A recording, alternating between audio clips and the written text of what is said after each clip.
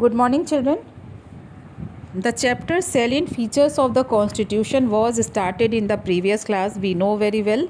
And was started? The fundamental rights. So, today we have to continue second fundamental right, that is right to freedom, and that is given in our Constitution under Article 19 to 22. This right is a cluster of 6 essential freedoms and their protection. So, under article 19 the constitution guarantees 6 basic freedom to its citizens. हमारे जो देश के नागरिक हैं उनको 6 basic freedom मिलती है. Which one? First, freedom to speech and expression. We know very well we have the right to speech and express our self. Freedom to assemble peacefully without arms. This is also freedom to form any association and unions. Freedom to move freely throughout India, freedom to reside and settle in any part of India, and the last one, freedom to practice any profession, trade or business.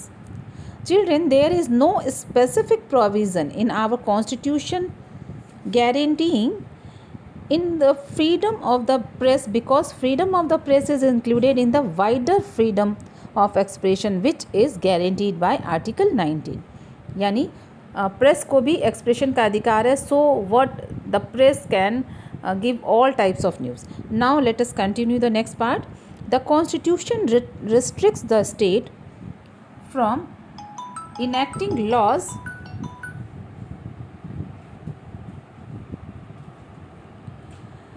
which could curtail these freedoms.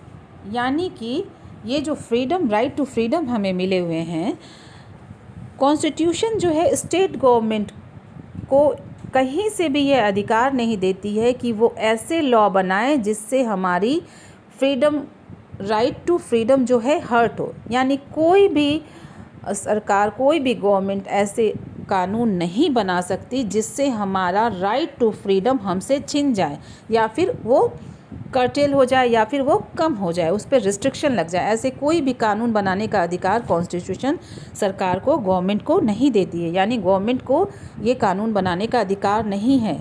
यानी कोई भी कानून बनाते समय government को ये ध्यान में रखना होगा कि हमारे जो ये राइट टू फ्रीडम हैं वो बने रहें.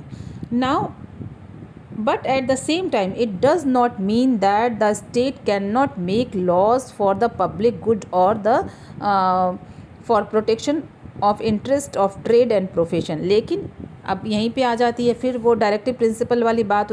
यहाँ पे ये भी कहा जा रहा है कि अगर कोई कानून बनाना हो लोगों के वेलफेयर के लिए, पब्लिक गुड यानी जिससे सबका भला हो रहा हो, प्रोटेक्शन के लिए, इंटरेस्ट के लिए, तो वो फिर गवर्नमेंट वो लागू कर सकती है. For example, at present in pandemic situation what is there, can we gather anywhere together. ये जो हमें राइट मिला हुआ है ना, this right, freedom to assemble peacefully, can we assemble peacefully anywhere at present?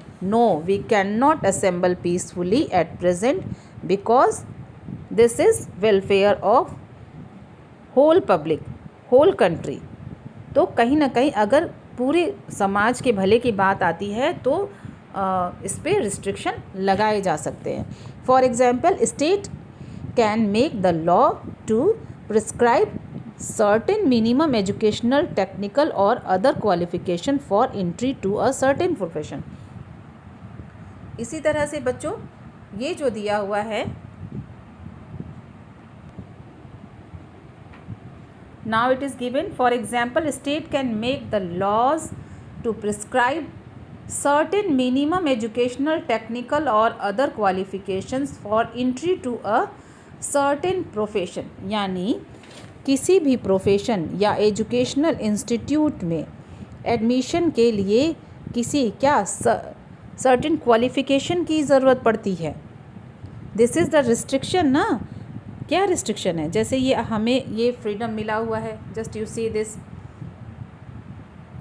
Freedom to practise any profession, trade और business, but there is restriction to have some qualification to get any profession. यानी किसी को IAS PCS में अगर जाना है तो उसे वो क्वालिफाई करके जाना पड़ेगा, उसे वो सर्टेन क्वालिफिकेशन उसमें उसके उस बंदे के पास, उस पर्सन के पास रखनी पड़ेगी, तभी वो क्वालिफाई कर सकता है.